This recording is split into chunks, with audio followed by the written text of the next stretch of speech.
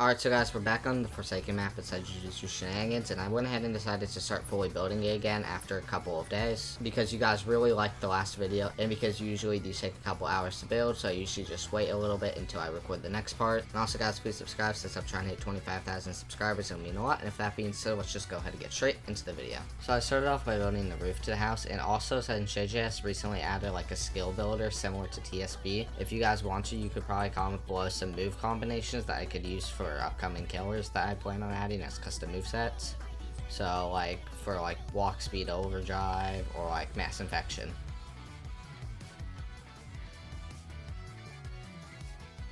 So here I just continued working on the pillars inside of the house, and then I realized that the roof went way too high up, so I lowered the angle on it.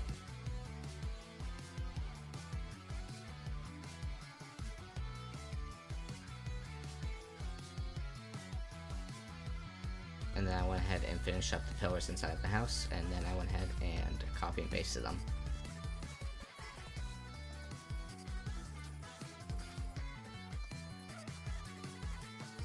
So here I just now had to build the front of the house so that there wasn't a big hole where the roof was, and this area was a bit of a different brown, so I went ahead and changed that, and then I just started copying and pasting everything.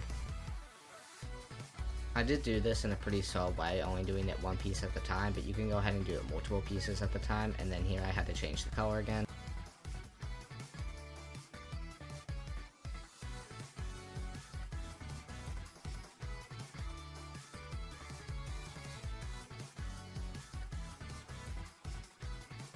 So now I had to of course select everything so that I could go ahead and copy and paste it over to the other side of the house. And then I started building the little area in front of the house, and inside Forsaken they use a different stone texture that we don't have inside JGS, so hopefully Z adds that soon and then I'm able to change it. But then I went ahead and added the posters next to the door. And now I started building the railing for this area.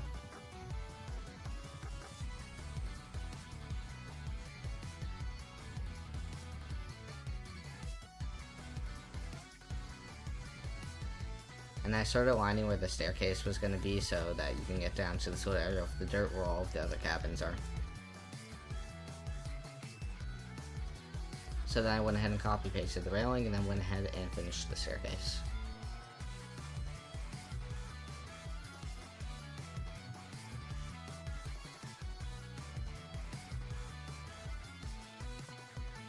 And then I just went ahead and added all of the dirt outside, and JJS doesn't have the same texture of dirt as Forsaken does, so I just had to go ahead and use the grass texture.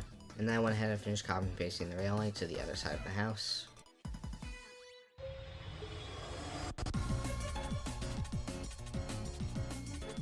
And now I started building this little thing that goes on top of this area, which is just like a little roof for it. So it uses a stone texture here, so I went ahead and used that, and I switched from Yuki because I didn't want to deal with Garuda flying around.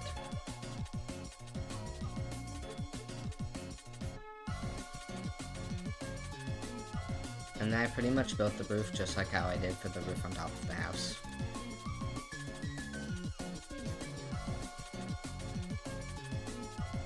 And then I of course copy and pasted it to the other side, and then added a poster here, and I deleted the railing there because it actually has another staircase down. And then I went ahead and started working on these chairs, which were actually surprisingly detailed, just like the chairs inside.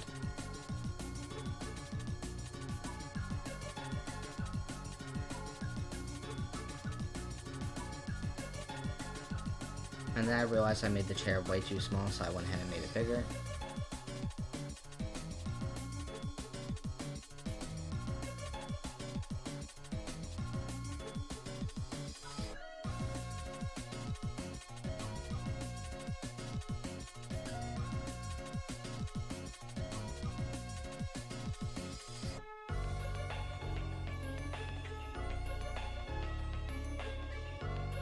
So yeah, I went ahead and added the cushioning to the chair, and then I finished it up, and then I went ahead and copy and pasted it. And it has some sign right here, and I can't really add the writing on it, it just says like gone fishing, so it doesn't really matter that much. And then I went ahead and added these support beams.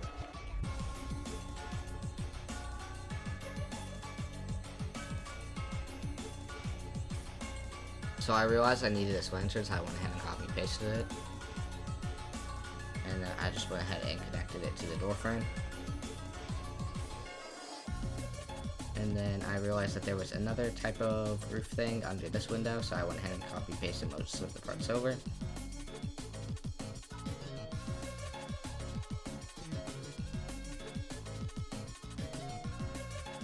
Yeah, I pretty much just built this like the past one.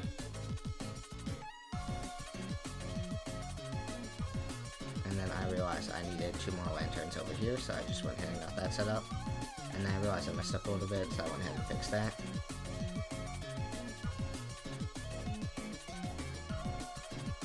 And then I started building the ramp down here. And I just added the rest of the stone alongside the bottom of the house. And then I realized that the chimney actually goes through the house, and I didn't make it tall enough last time. And then I went ahead and started building the Draco Blox's head, and I realized I built the chimney wrong, and it blocked off the fire. So yeah, I just started building the frame that the Draco Blox's head is in.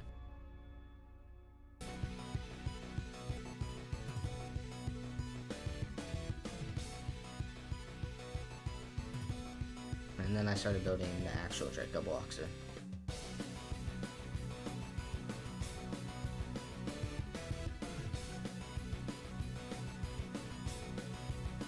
I made his teeth look pretty goofy because why not? And then back here there's like some bunker, which I didn't even know about until I started building this, so that's actually pretty cool.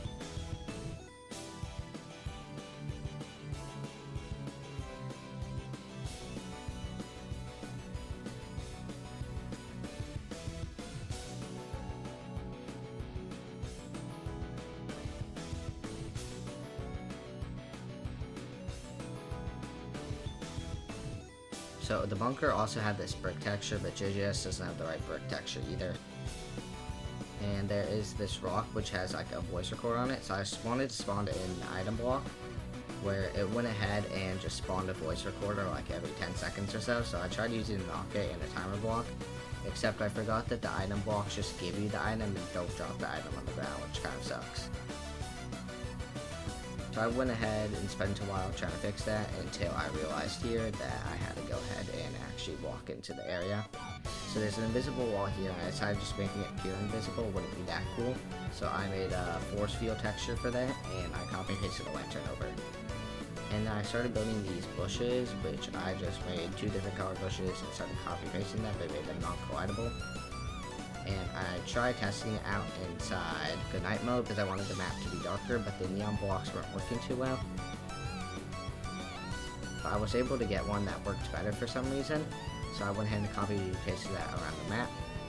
And I think it looks a lot more accurate to the actual Forsaken map now with the lighting.